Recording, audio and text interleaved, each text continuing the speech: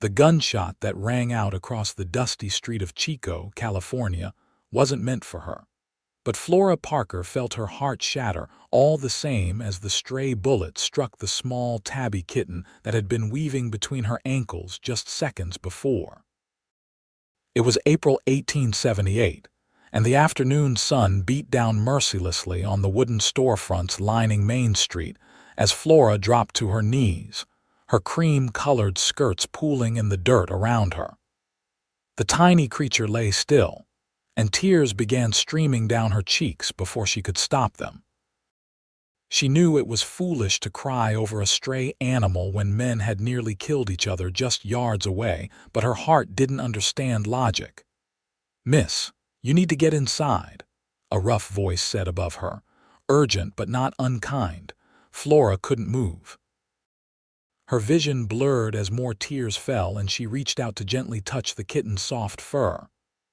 "I'm sorry," she whispered to the small creature. "I'm so sorry." The voice came again, closer now. "Miss Parker, please.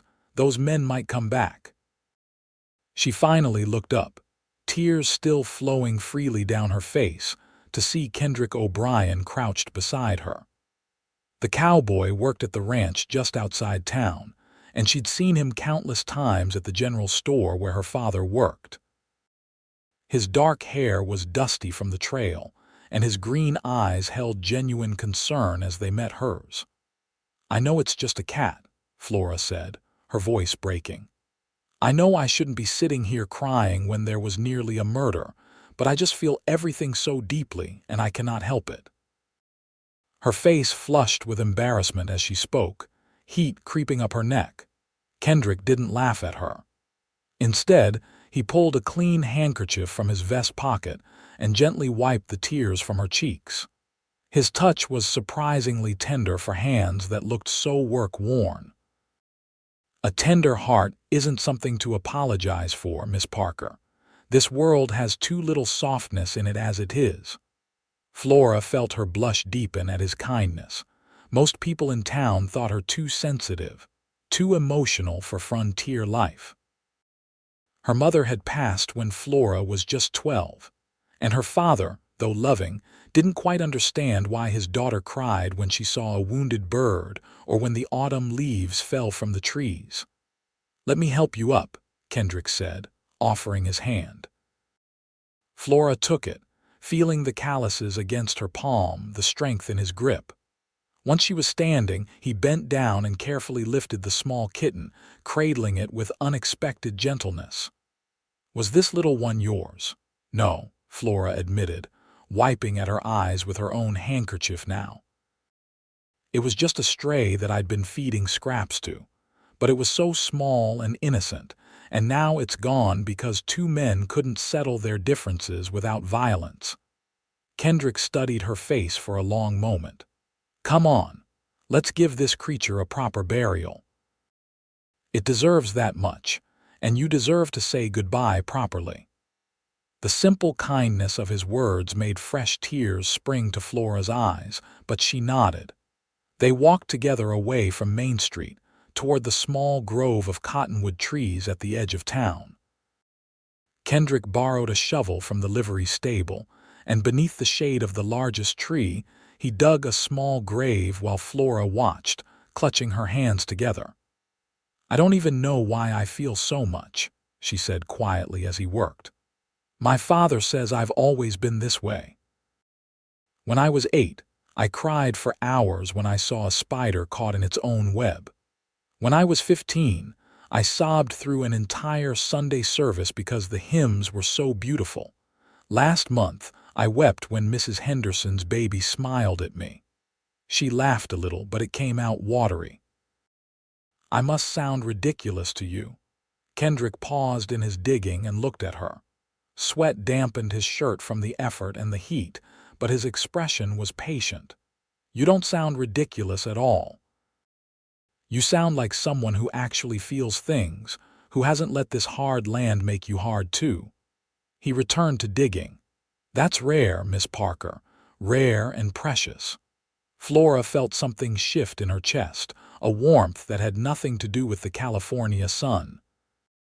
She watched as Kendrick gently placed the small kitten in the hole he'd dug, then stepped back to let her say whatever words she needed to say. "Thank you for the brief joy you brought me," Flora whispered, looking down at the tiny form. "I hope wherever you are now, there's cream and sunshine and safety." More tears slipped down her cheeks, and she didn't bother to hide them. Kendrick filled in the grave carefully, then smoothed the dirt over it. When he was done, he stood beside her in respectful silence for several minutes before speaking. "Would you like me to walk you home, Miss Parker? It's getting on toward evening." Flora nodded, grateful she wouldn't have to walk alone. As they made their way back through town, she was acutely aware of his presence beside her. The way he matched his longer stride to her shorter one. The way he positioned himself between her and the street, as if to shield her from any other violence that might erupt. "How long have you worked at the Harrison Ranch?" she asked, wanting to fill the silence but also genuinely curious about this man who had shown her such unexpected kindness. "About 2 years now," Kendrick replied. "Came out from Missouri after my parents passed. Figured California might offer something new, somewhere I could build a life." He glanced at her. "What about you? Were you born here in Chico?" "Sacramento, actually. We moved here when I was 10 after my mother died. My father thought a smaller town might be easier for us." Flora twisted her handkerchief in her hands. "I work at the general store with him, helping with the books and serving customers." They reached the modest house Flora shared with her father, a simple wooden structure painted white with a small garden out front that Flora tended carefully. She turned to face Kendrick, suddenly not wanting their time together to end. "Thank you," she said earnestly. "Thank you for not making me feel foolish and for helping me with the kitten. Most people think I'm too soft for my own good." Kendrick's green eyes held hers with an intensity that made her breath catch. "Most people are wrong." He reached out and gently caught a tear she hadn't realized had escaped, wiping it away with his thumb. The gesture was so tender that Flora felt her heart skip. "Your softness is a strength, Miss Parker. Don't let anyone tell you different." Flora felt heat rise in her cheeks again, but she managed a genuine smile. Would you like to come by the store sometime, maybe for coffee? I make it fresh every morning and I'd like to repay your kindness somehow." A smile transformed Kendrick's sun-weathered face, making him look younger, less burdened. "I'd like that very much. I'll come by tomorrow morning if that suits you." "That would be lovely," Flora said, and meant it with her whole tender heart. That night, Flora lay in her bed listening to the sounds of Chico settling down for sleep.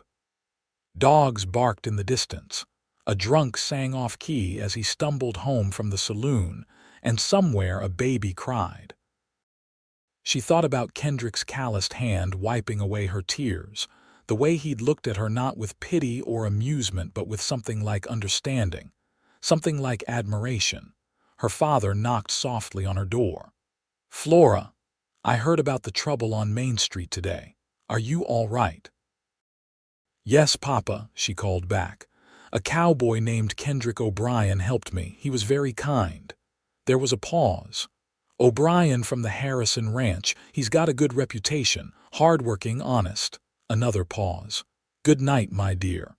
"Good night, Papa." Flora pulled her quilt up to her chin and smiled in the darkness.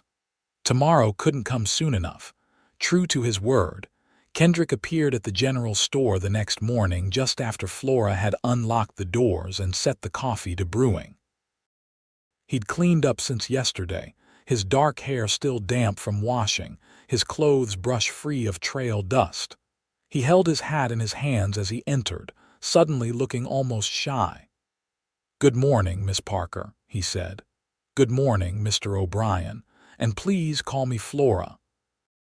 His smile was warm. "Only if you call me Kendrick." Flora poured them both coffee, and they sat on the store's front porch in the morning coolness, watching Chico wake up around them. A freight wagon rumbled past. Mrs. Chen opened her laundry across the street. The blacksmith's hammer began its rhythmic clanging. "You like working at the ranch?" Flora asked, cradling her coffee cup. Kendrick nodded. "I do. It's honest work, and Mr. Harrison treats his men fairly. The cattle drives are hard, but there's something about being out under the stars, watching over the herd, that makes a man feel connected to something bigger than himself." He took a sip of coffee. "This is excellent, by the way." Flora blushed with pleasure at the compliment. "Thank you. It's one of the few things I'm confident about. Papa says I have a gift for it. He's right." Kendrick set his cup down and looked at her seriously. "Flora, I hope you don't mind my asking, but are you all right after yesterday? It must have been frightening, even beyond losing the kitten." The fact that he thought to ask, that he cared about her emotional state, made Flora's eyes prick with tears. "See," she said with a watery laugh. "This is what I mean. The smallest kindness and I'm crying again." But Kendrick just reached across the small space between their chairs and took her hand. "Then I'll just have to keep this handy," he said, pulling out the same handkerchief from yesterday, now freshly laundered. He dabbed at her tears with his free hand, his touch gentle. "I meant what I said yesterday, Flora. Your tender heart is something to treasure, not something to hide." Flora looked into his eyes and saw nothing but sincerity there. "Why are you so understanding about this? Most men would run the other direction from a woman who cries as much as I do." Kendrick's expression grew thoughtful. "My mother was like you. She cried when she was happy, when she was sad, when something moved her. My father used to say that she felt things with her whole soul, and that made her the best person he knew. When they died, it was in a fire that swept through our town. My mother's last act was to drag 3 neighbor children out of a burning building, even though she was terrified. Her tender heart didn't make her weak. It made her brave in the ways that really mattered." Now it was Flora's turn to reach out, placing her free hand over Kendrick's. "I'm so sorry for your loss. That must have been terrible." "It was, but it taught me something important. The people who feel deeply, who cry at small things, they're the ones who also love deeply, who fight for what matters, who make the world worth living in." He squeezed her hand. "So when I see you crying over a small creature that the rest of the world would step over without a thought, I don't see weakness. I see a woman with enough heart to care about the forgotten things." Flora felt tears streaming down her face again, but these were different. These were tears of being seen, truly seen, perhaps for the first time in her life. "I think I've been waiting my whole life for someone to understand that," she whispered. Kendrick used his handkerchief to gently wipe her tears again, and the tender gesture felt more intimate than any touch Flora had ever experienced. "I'd like to court you properly, Flora Parker, if you'll have me. I don't have much to offer beyond honest work and a good horse, but I promise I'll treasure every tear, every feeling, every part of your tender heart." "Yes," Flora said without hesitation. "Yes, I'd like that very much." They sat together on that porch until Flora's father arrived to open the store properly, hands clasped, occasionally talking but often just enjoying the comfortable silence between them. It was the beginning of something neither of them had expected to find, but both recognized as precious. Over the following weeks, Kendrick came to the store every morning before heading out to the ranch. Sometimes he could only stay for a quick cup of coffee. Other times he had an hour or more to spend with Flora on the porch. They talked about everything and nothing, learning each other's histories, hopes, and dreams. Flora learned that Kendrick was 26 years old, 3 years older than her 23. He'd been working since he was 14, saving money with the dream of one day owning his own small ranch. He loved horses more than cattle, preferred reading to drinking, and had a secret talent for whittling small wooden figures.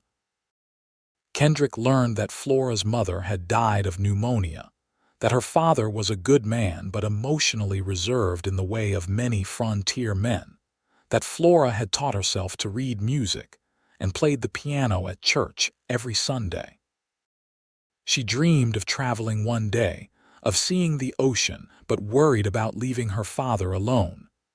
"He's all I have left," she told Kendrick one morning in early May. They were sitting in the garden behind the store, where Flora had planted wildflowers among the vegetables. "I worry that my tender heart makes me a burden to him sometimes." Kendrick reached out and tucked a loose strand of her honey-colored hair behind her ear. "I've talked with your father a few times now, Flora. He loves you exactly as you are. He might not always know how to show it, but it's there in everything he says about you." Flora felt the familiar prick of tears. "You talked to my father about me, of course.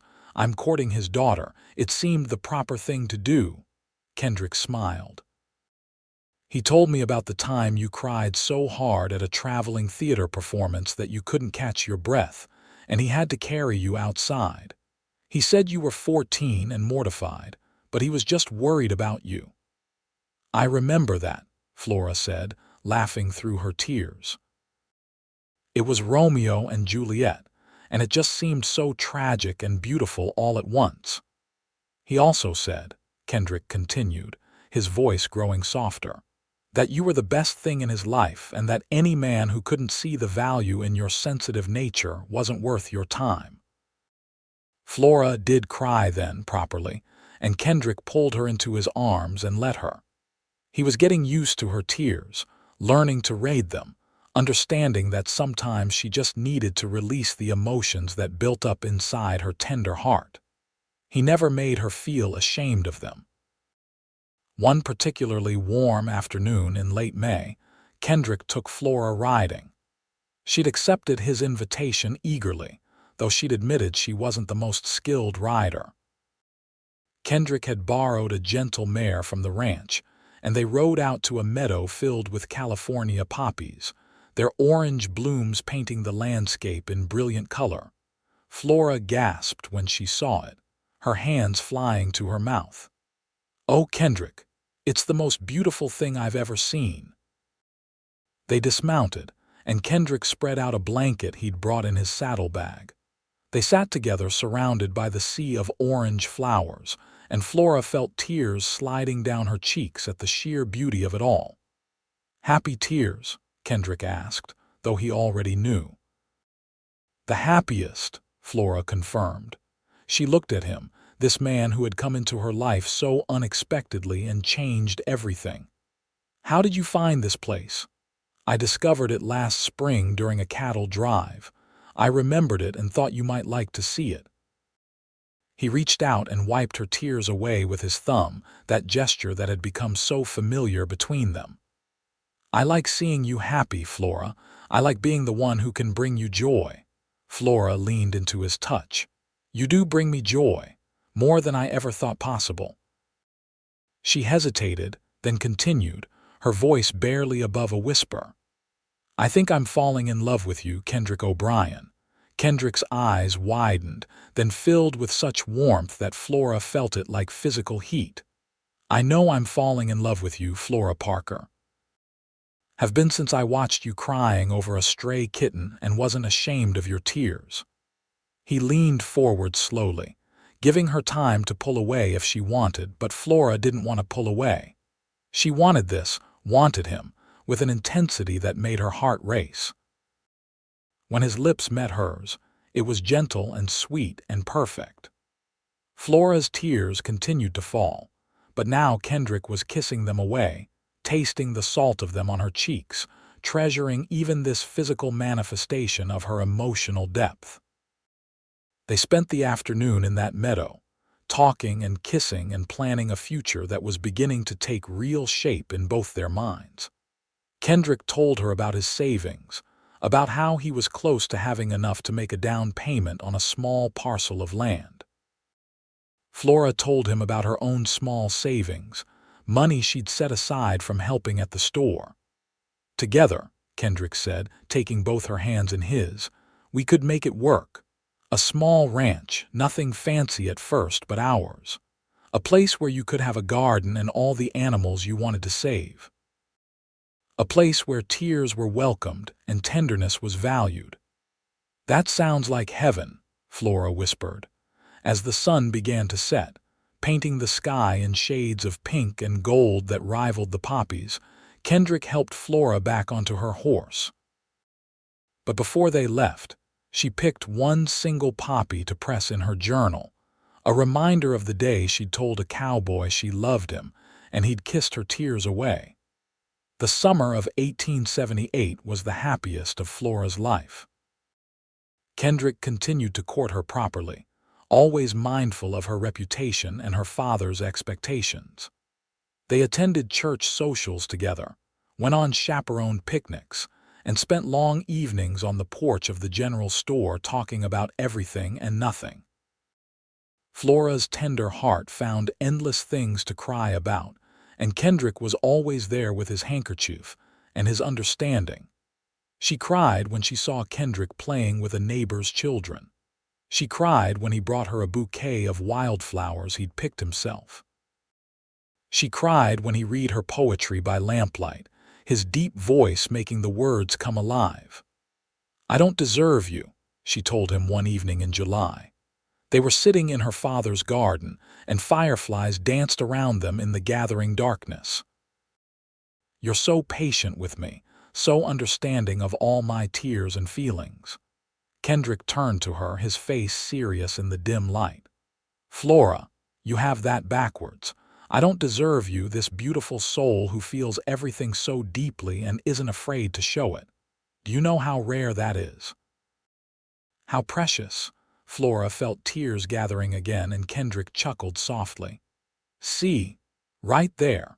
Most people would be annoyed or uncomfortable, but I just want to hold you and tell you how much I love you." "You love me," Flora whispered.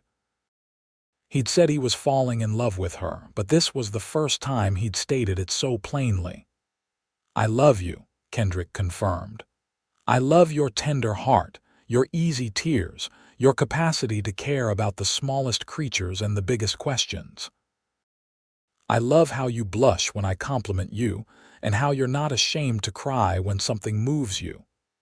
He took her hands in his.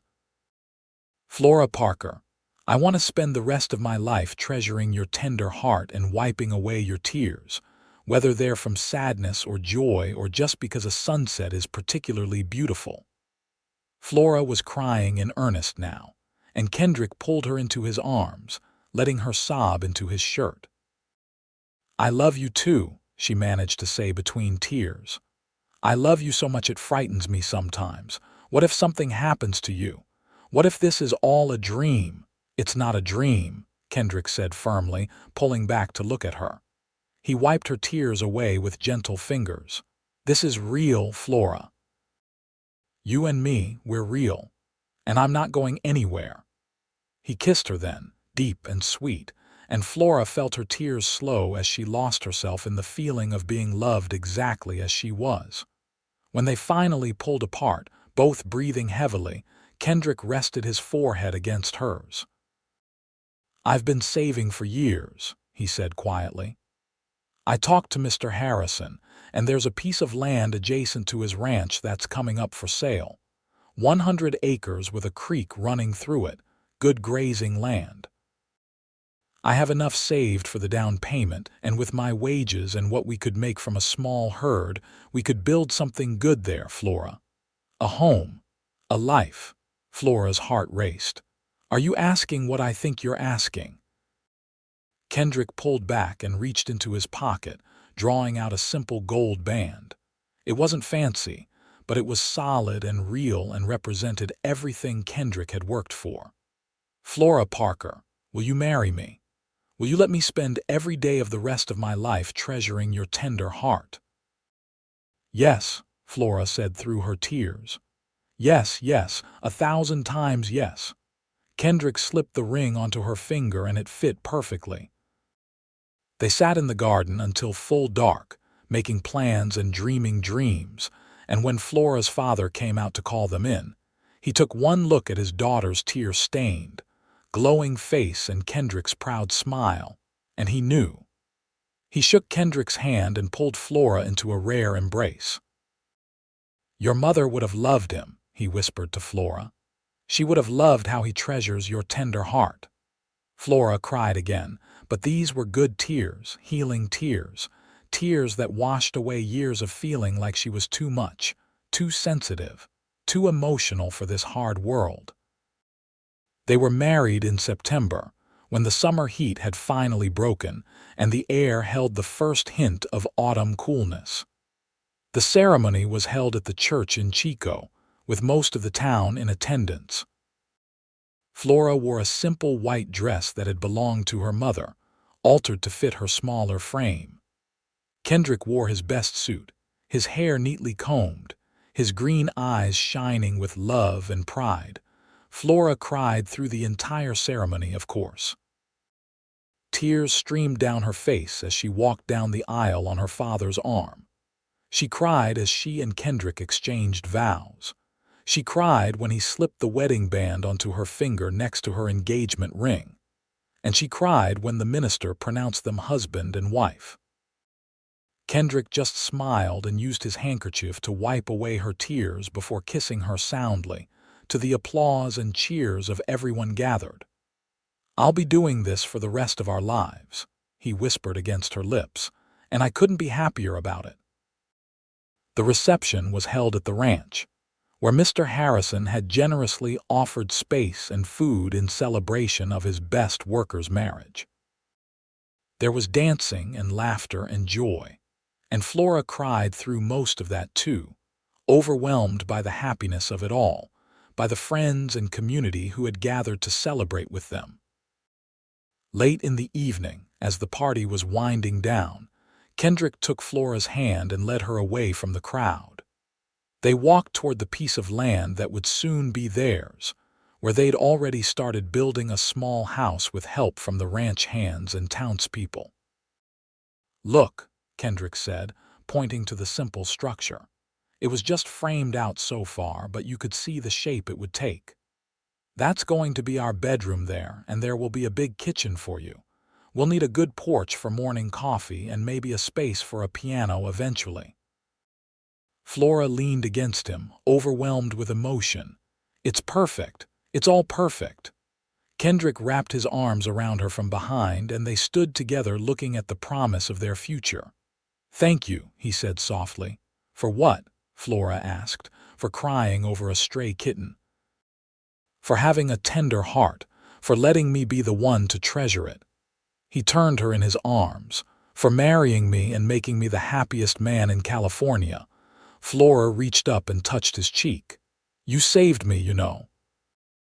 Not from anything physical, but from feeling like I was wrong for being who I am. You made me feel valued and treasured and loved. You are all those things," Kendrick said firmly, "and so much more." He kissed her then, deep and passionate, a married man kissing his wife, and Flora felt a different kind of tears gather, tears of pure joy and anticipation for all the years ahead. They spent their wedding night in the small room Kendrick had been renting above the livery stable, a modest space but clean and private. Kendrick was gentle with Flora, patient and loving, treating her tender heart with the same care he always had. And when she cried from the overwhelming emotions of it all, the intimacy and vulnerability and love, he held her and kissed away her tears, and told her she was beautiful and precious and his. The next morning, they began their life together in earnest. While they finished building their house, they stayed in Kendrick's room, but every spare moment was spent working on their future home.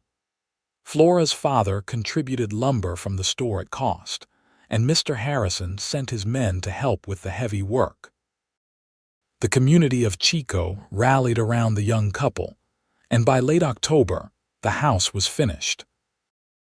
It was simple but well built, with 2 bedrooms, a large kitchen with a new stove that had been a wedding gift from Flora's father, and a spacious front porch perfect for morning coffee and evening conversation.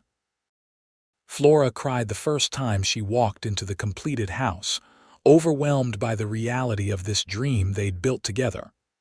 "Our home," she whispered, walking through the rooms with wonder. "This is really our home." Kendrick followed her, watching her reactions with a smile. "Our home," he agreed. "The first of everything we'll build together." They spent the rest of that day moving in their modest possessions. Flora arranged her mother's dishes in the kitchen cupboards and hung curtains she'd sewn herself. Kendrick built a bookshelf for the small collection of books they'd accumulated between them, and set up their bedroom with the simple furniture they'd purchased. That night, they sat on their porch in rocking chairs Kendrick had made with his own hands, watching the stars come out over their land. Flora cried quietly, and Kendrick reached over to take her hand. "What are these tears for?" he asked gently. "Joy," Flora said simply. "Pure joy. I never imagined I could be this happy, Kendrick. I never thought someone would love me exactly as I am, tears and all." Kendrick brought her hand to his lips and kissed her knuckles. "I'll love you and your tears for the rest of my days, Flora O'Brien. That's a promise." Flora loved the sound of her new name. Flora O'Brien. It felt like coming home. Their first winter as husband and wife was cold and sometimes hard. California winters weren't as brutal as Missouri winters, Kendrick told her, but they still brought rain and wind and occasional frost. The young couple learned to work together, to navigate the small disagreements that come with two people sharing a life. Flora learned that Kendrick liked his coffee very strong and his eggs scrambled, not fried. Kendrick learned that Flora needed time alone sometimes to process her emotions, that she wasn't pulling away from him, but rather taking care of her tender heart. They learned to communicate, to be honest about their needs and feelings, to lean on each other when times were tough. In January, a severe storm blew through, and a section of their fence was damaged. They spent a cold, wet day repairing it together, and by the time they came inside, both were soaked and shivering.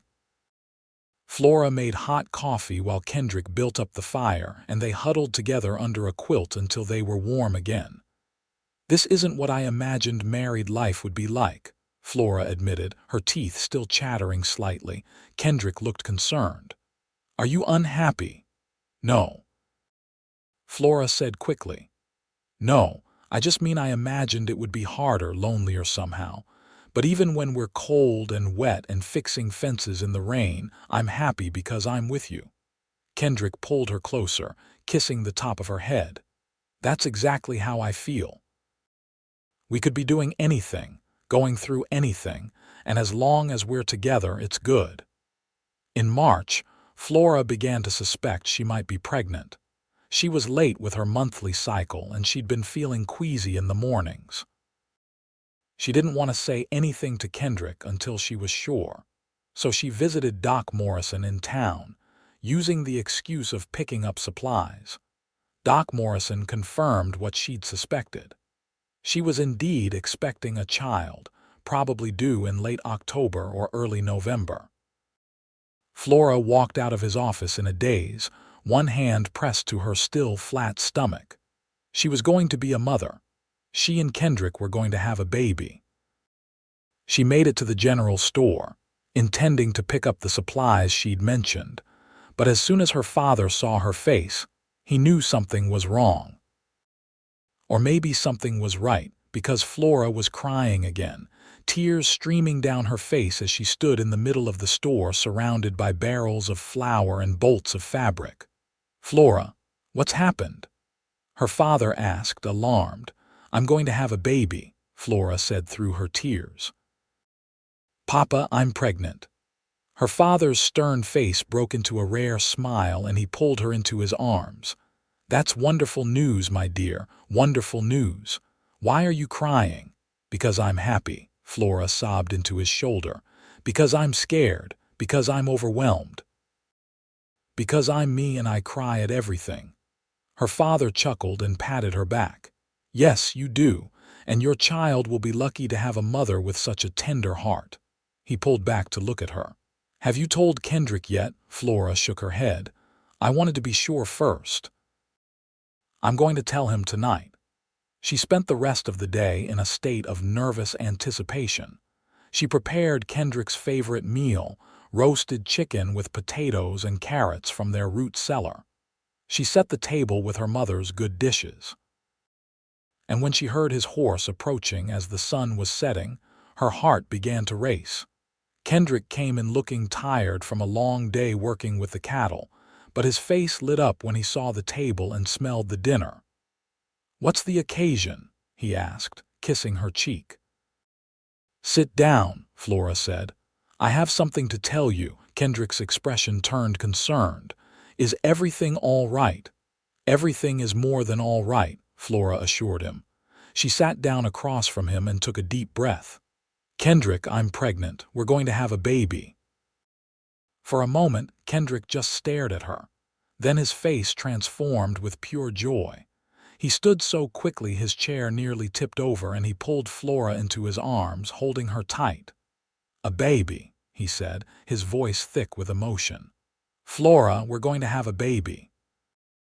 "Yes," Flora said, and now she was crying again, happy tears soaking into Kendrick's shirt. "I'm scared, but I'm so happy." Kendrick pulled back to look at her, and Flora saw that his own eyes were wet. "You're crying," she said in wonder. "You're not the only one with a tender heart," Kendrick said with a shaky laugh. He gently placed his hand on her stomach. "There's a baby in there, our baby." They held each other for a long time, both crying, both overwhelmed with the magnitude of this new life they'd created together. Finally, Kendrick pulled out his ever-present handkerchief and wiped both their tears away. "We're a pair, aren't we?" Flora said with a laugh. "The best pair," Kendrick agreed. He knelt down in front of her and pressed a kiss to her stomach. "Hello in there, little one. Your mama and I can't wait to meet you." Flora ran her fingers through his hair, overwhelmed with love for this man who treasured her tender heart and wasn't afraid to show his own emotions. "You're going to be a wonderful father." The months of Flora's pregnancy were a time of preparation and anticipation. Kendrick was attentive and protective, insisting Flora not overdo things, always ready with his handkerchief when her heightened emotions brought on tears. And Flora cried often during those months, her already tender heart made even more sensitive by the life growing inside her. She cried when Kendrick built a cradle with his own hands, carefully sanding every surface until it was smooth as silk. She cried when the women of Chico threw her a baby shower, bringing tiny clothes and blankets and advice.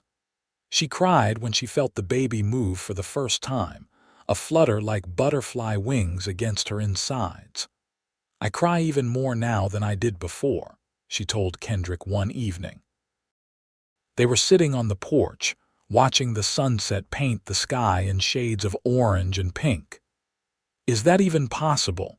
Kendrick had his hand on her swollen belly, feeling their child move beneath his palm. "It's possible and it's perfect. You're growing a whole new person inside you, Flora. If that's not something to cry about, I don't know what is." Flora leaned against him, feeling safe and loved and so full of emotion she thought she might burst. "What if I'm not a good mother? What if I'm too sensitive, too emotional?" "Then our child will grow up knowing it's okay to feel things deeply," Kendrick said firmly. "They'll learn that tenderness is a strength, not a weakness. They'll learn to care about the small things and the big things with equal passion. And those are lessons worth learning, Flora." In September, Flora's father fell ill with a fever. Flora wanted to nurse him herself, but Kendrick and Doc Morrison insisted she stay home, worried about her exposing herself and the baby to whatever sickness her father had contracted. It was agony for Flora, sitting at home while her father lay ill, and she cried constantly with worry and frustration.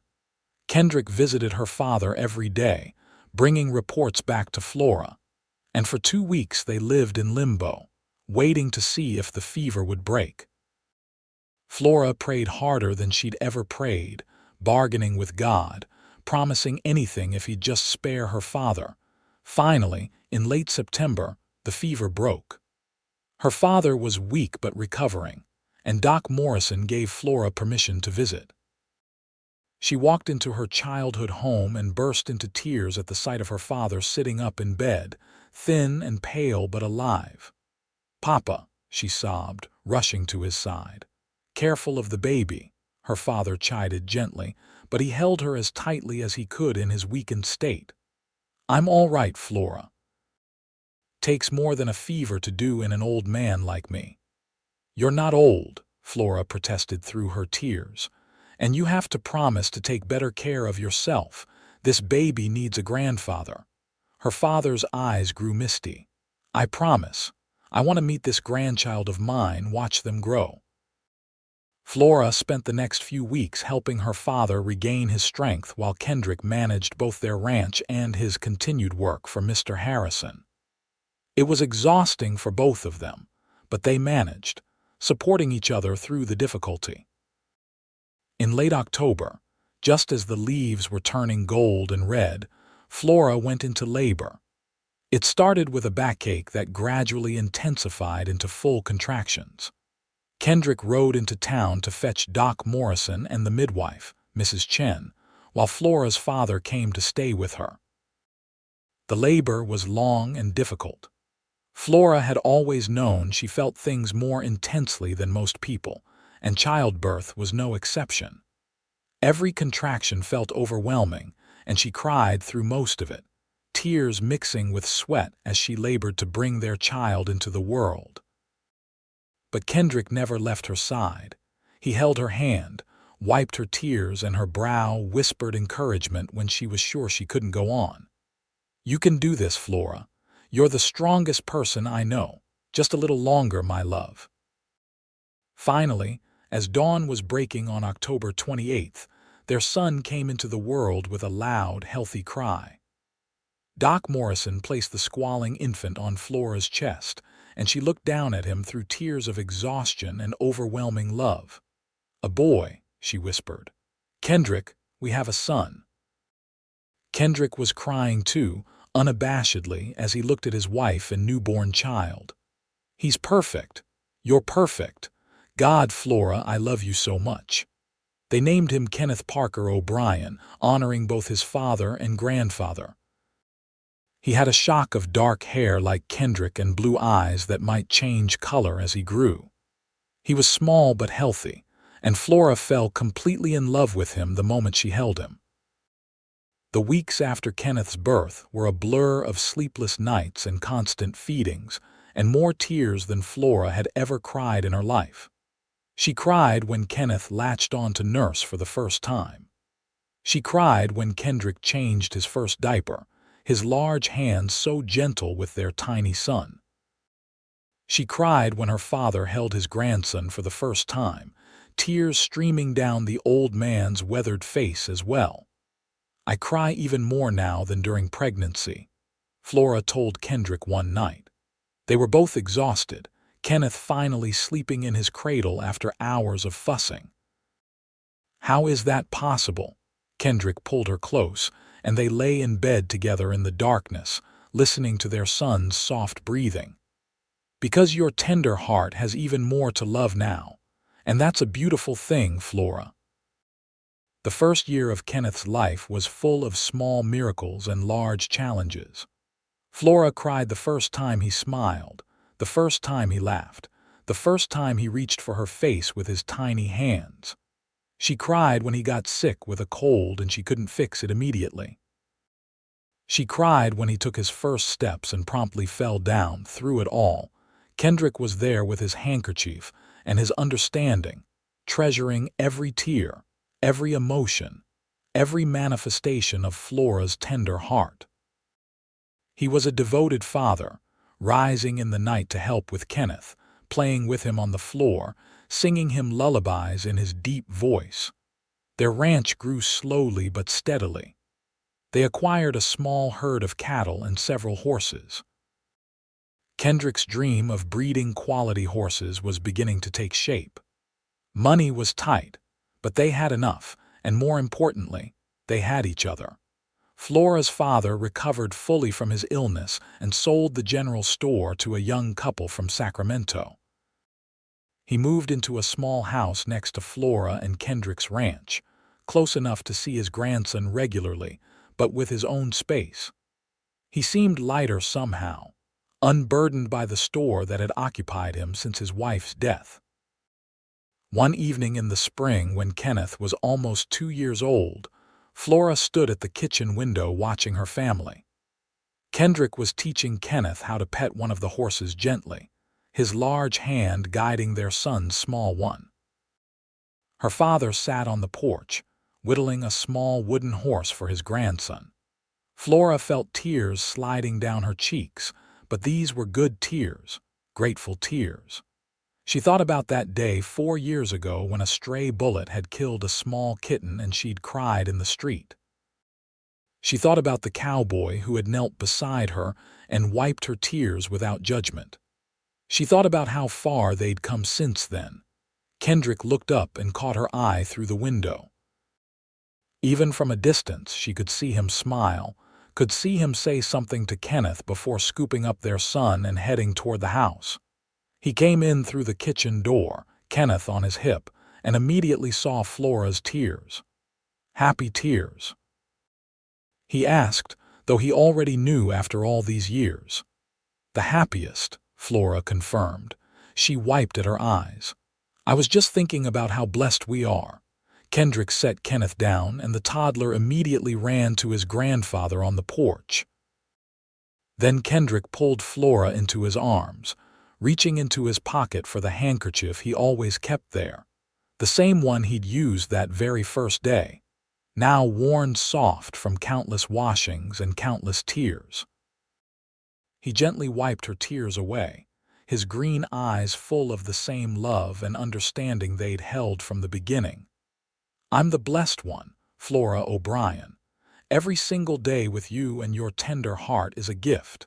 Flora reached up and touched his face. You know I'm going to keep crying for the rest of our lives, right? At small things and big things and everything in between. Kendrick laughed and kissed her forehead. I'm counting on it. I've got a whole drawer full of handkerchiefs ready to go. That summer, Flora discovered she was pregnant again. She cried when she told Kendrick, and he cried too, both of them overjoyed at the prospect of expanding their family. This pregnancy was easier than the first, partly because Flora knew what to expect, and partly because Kenneth kept her too busy to worry about every little thing. Their daughter was born in February of 1882, during a rare California snowfall. Flora labored through the night, and as dawn broke and the snow stopped, little Margaret Rose O'Brien came into the world. She had Flora's honey-colored hair and Kendrick's green eyes, and she was perfect. Kenneth, now 3 years old, was fascinated by his baby sister. He wanted to help with everything, from diaper changes to feedings to rocking her cradle. Flora cried watching her son being so gentle with Margaret, cried at the sweet picture they made together. We made this, she said to Kendrick one evening. They were sitting on the porch, Kenneth asleep against Kendrick's shoulder, Margaret nursing at Flora's breast. This family, this life, we made it together. We did, Kendrick agreed. And it's more beautiful than anything I could have imagined that day I met a woman crying over a stray kitten in the street. Flora laughed softly. You must have thought I was ridiculous. I thought you were extraordinary, Kendrick corrected. I still do, every single day. The years passed in a blur of joy and tears and hard work. Kenneth grew into a sensitive, thoughtful boy who shared his mother's tender heart. He cried when he saw beauty in nature, when he was moved by music, when he saw anyone or anything suffering. Flora and Kendrick nurtured this sensitivity in him, teaching him that it was a strength, not a weakness. Margaret was more reserved, but she had her own depths of feeling. She expressed her emotions through drawing and painting, creating beautiful pictures that often made Flora cry with their simple profundity. In 1884, Flora gave birth to twin boys, James and John. The pregnancy had been difficult, and the birth even more so, but both babies were healthy and strong. Flora cried for hours after their birth, overwhelmed by the miracle of two new lives by the completion of their family. Kendrick held her and the babies, tears on his own face. "5 children," he said in wonder. "We have 5 beautiful children, Flora." "Our cup runneth over," Flora whispered, kissing first one twin, then the other. The ranch grew along with their family. Kendrick's horse breeding program was becoming known throughout Northern California, and people traveled from as far as San Francisco to purchase his well-trained mounts.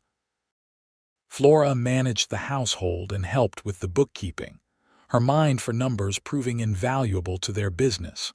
Flora's father was a constant presence in their lives, helping with the children, assisting with the ranch work as much as his aging body would allow. He lived to see all 5 of his grandchildren born, and his love for them was evident in everything he did. In the spring of 1887, he fell ill again, but this time the fever didn't break. Flora sat by his bedside for 3 days, holding his hand, telling him how much she loved him, how grateful she was for everything he'd done for her. "You were never a burden, my dear," he whispered to her on the 3rd day, his voice weak. "Your tender heart was the greatest gift your mother and I ever received.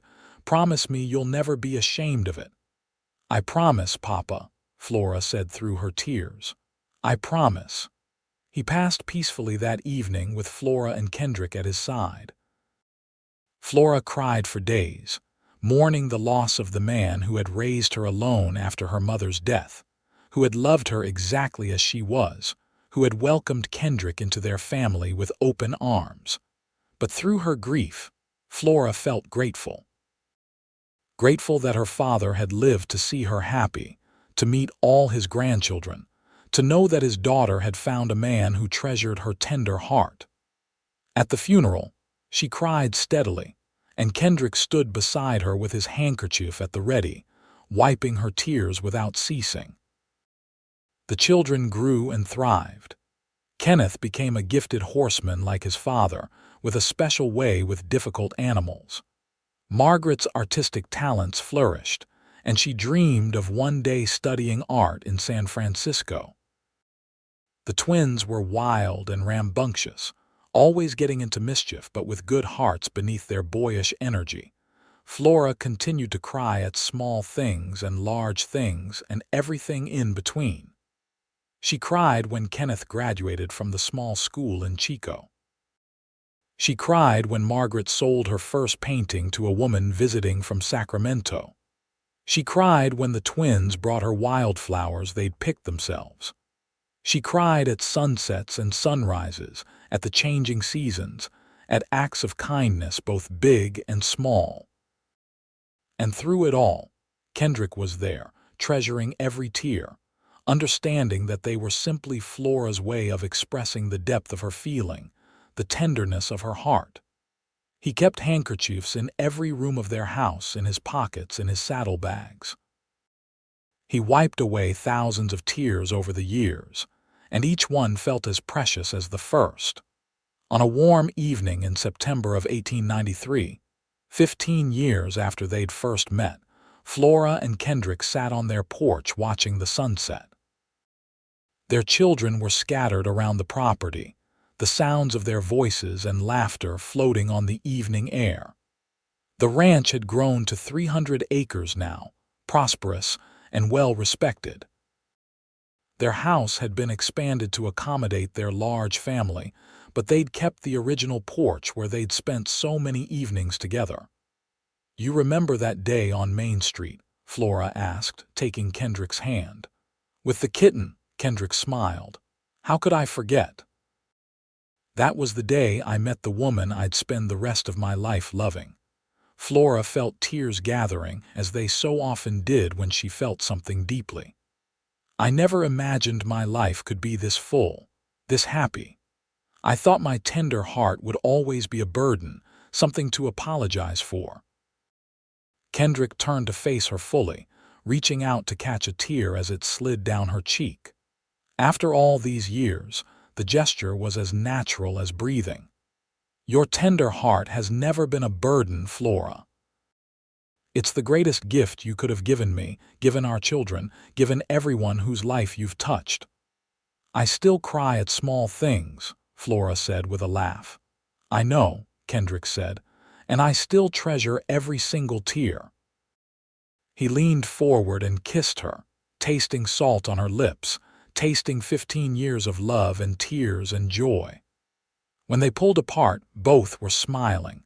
Kenneth came around the corner of the house, leading a horse he'd been training.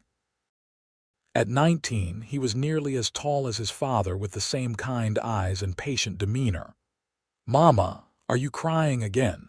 he asked with a gentle tease in his voice. "When is she not?" Margaret called from where she sat on the porch steps, sketching in the fading light.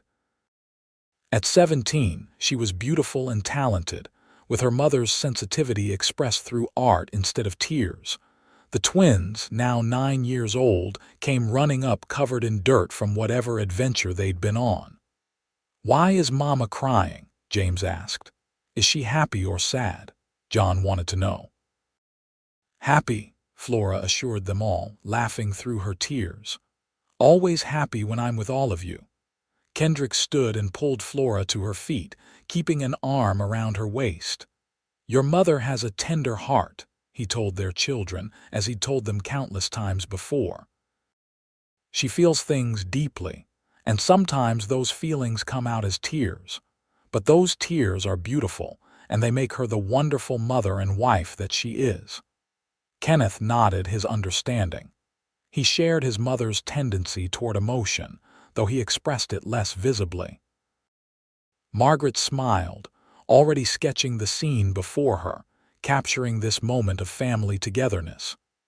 The twins, too young to fully understand, just hugged their parents' legs and announced they were hungry.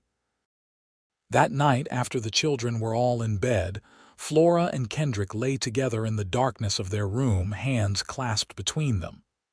"Thank you," Flora whispered. "For what?" Kendrick asked, though he suspected he knew. "For that day in the street, for wiping my tears. For seeing value in my tender heart instead of weakness. For giving me this life, this family, this love." Her voice broke. "For treasuring me exactly as I am." Kendrick rolled to face her, pulling her close. In the darkness, he felt her tears against his chest, and he held her tighter. "Thank you for crying over a stray kitten. Thank you for not hiding your tender heart. Thank you for letting me love you, all of you, tears and all." They fell asleep that way, holding each other, Flora's tears drying on Kendrick's chest, his arms wrapped protectively around her. Outside, the California stars shone bright over their ranch, over the life they'd built together, over the family that had grown from one cowboy's decision to stop and comfort a crying woman instead of walking past. The years continued to unfold in a tapestry of moments both small and large. Flora cried when Kenneth married a sweet girl from town, when Margaret left for art school in San Francisco, when the twins started their own small horse training business.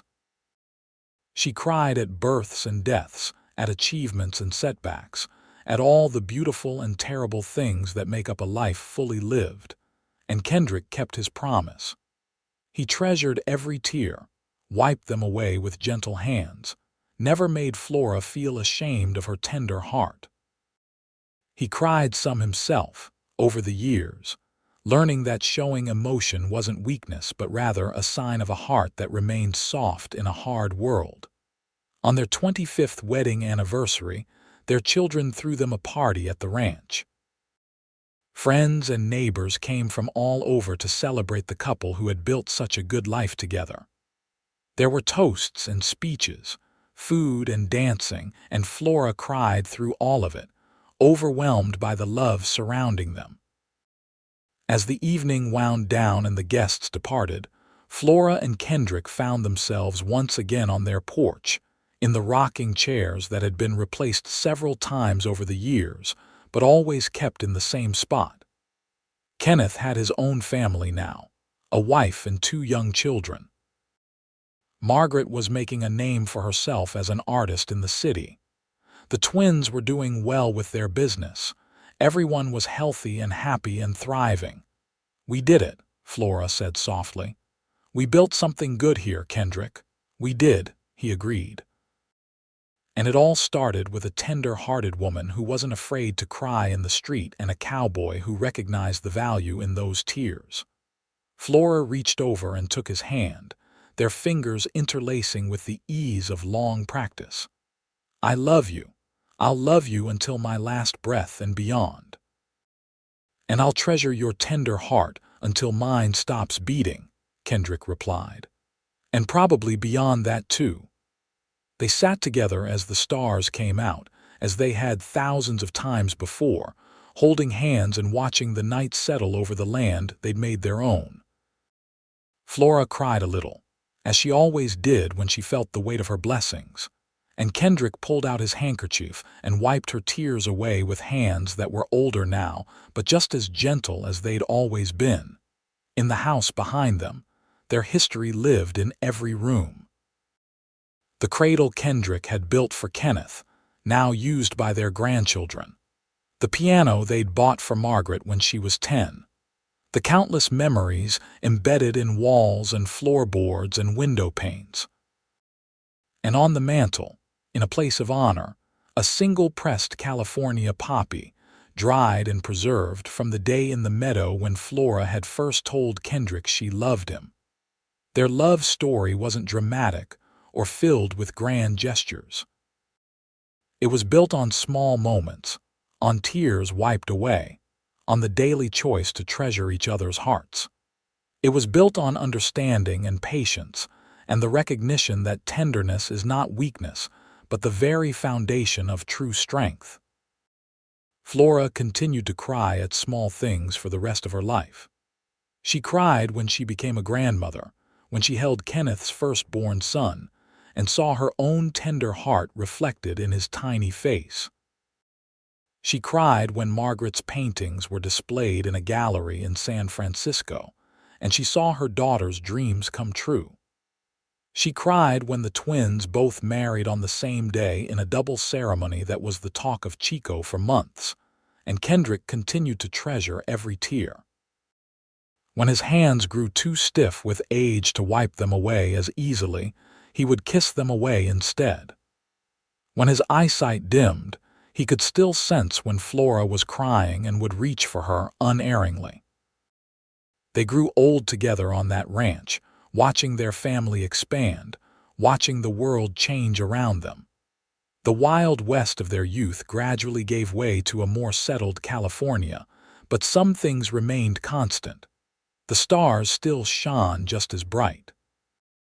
The seasons still changed with reliable rhythm, and Flora's tender heart still expressed itself through tears that Kendrick treasured without fail. One evening in the spring of 1910, 32 years after they'd first met, Kendrick fell ill. It came on suddenly, a weakness that wouldn't leave, a tiredness that sleep couldn't cure. Doc Morrison's son, who had taken over the practice when his father retired, examined Kendrick and spoke in low tones to Flora about hearts wearing out, about age catching up, about preparing for what might come. Flora cried, of course, but these tears were different. These were tears of fear, of potential loss, of imagining a world without the man who had understood her from the very first moment. Kendrick held her as well as he could from his bed, still trying to comfort her even in his own illness. "Don't cry, my love," he whispered, though he knew it was futile. Flora would always cry, and that was exactly as it should be. "How can I not?" Flora sobbed. You're my whole heart, Kendrick. I can't imagine living without you. You're stronger than you think, Kendrick said, wiping her tears with fingers that trembled slightly. You've always been strong, Flora. Your tender heart doesn't make you weak. It never has. For 2 weeks, Flora nursed him, barely sleeping, rarely leaving his side. Their children came, one by one, to say their goodbyes, though everyone hoped it wouldn't come to that. Kenneth brought his children, and Kendrick held his grandchildren, his eyes full of love and pride. Margaret read to him from a book of poetry they'd always loved. The twins sat with him and talked about the ranch, about horses, about all the things he'd taught them. But despite everyone's hopes and prayers, Kendrick continued to weaken.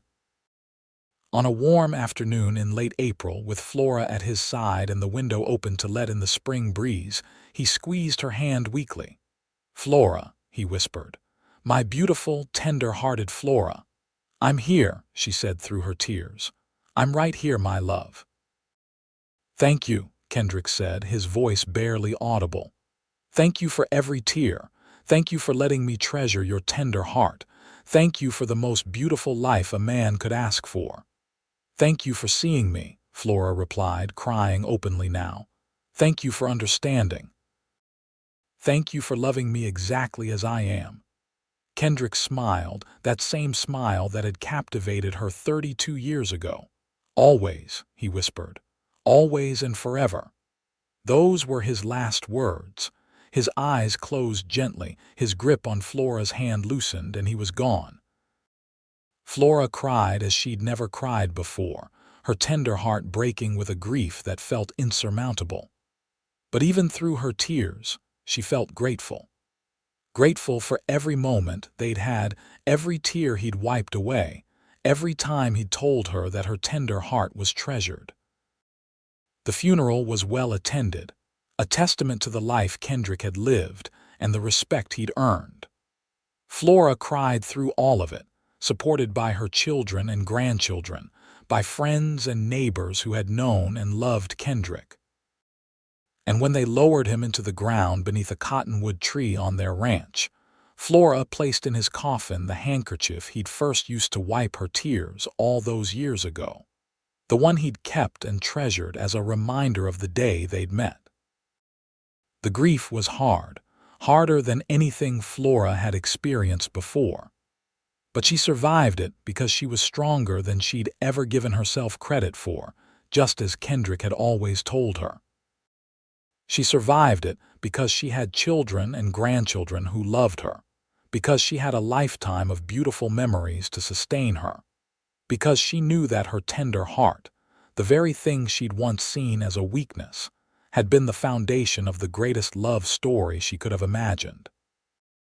Flora lived for 15 more years after Kendrick's death. She continued to cry at small things and large things, but now her tears were often accompanied by smiles as she remembered her husband's patient understanding. She helped raise her grandchildren, watched some of them marry and have children of their own. She saw Margaret become a renowned artist. She saw Kenneth take over the ranch and expand it even further. She saw the twins become respected businessmen. And every evening, no matter the weather, Flora sat on her porch in her rocking chair, with Kendrick's empty chair beside her, and remembered. She remembered a cowboy who had stopped to comfort a crying woman. She remembered gentle hands wiping away her tears. She remembered a love that had treasured her tender heart without reservation or judgment. On a quiet evening in June of 1925, Flora passed away peacefully in her sleep. She was 70 years old, and she'd lived a full, beautiful, tear-filled life. Her children found her the next morning, a peaceful smile on her face, her hand resting on the arm of Kendrick's empty rocking chair as if reaching for him one last time. They buried her beside Kendrick under the cottonwood tree, and on her gravestone, Kenneth had inscribed words that captured the essence of his mother's life and his parents' love. Flora Parker O'Brien, 1855–1925, She had a tender heart and cried at small things she was treasured for it. The ranch continued for generations, passed down through the family, and the story of Flora and Kendrick became part of family lore. Great-grandchildren who never knew them learned about the woman who cried at small things, and the cowboy who treasured her tears. The story was told and retold, a reminder that tenderness is strength, that feeling deeply is a gift, that true love treasures every part of a person, even the parts the world might see as weakness.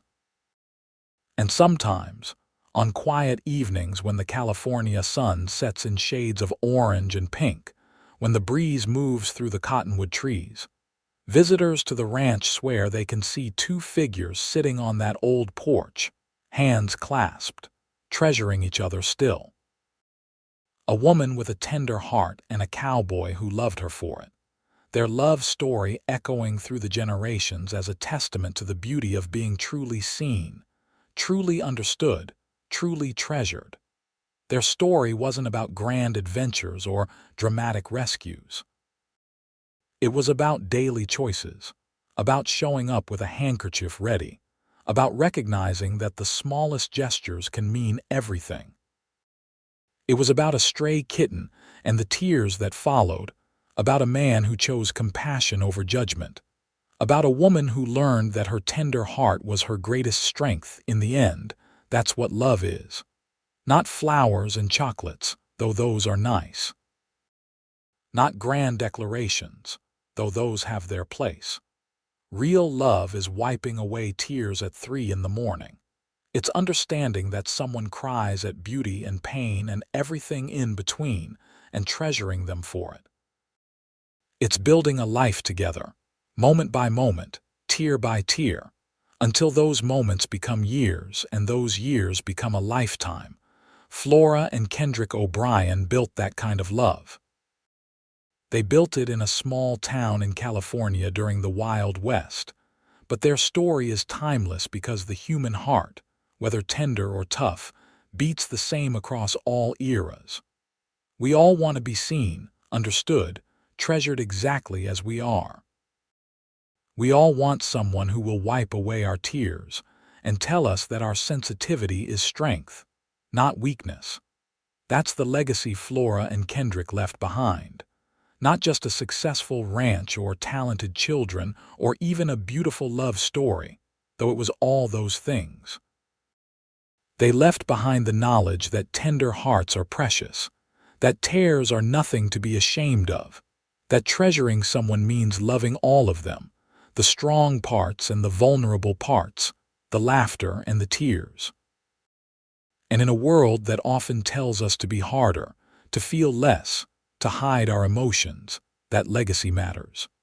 It matters that once upon a time in Chico, California, a woman cried over a stray kitten and a cowboy stopped to comfort her.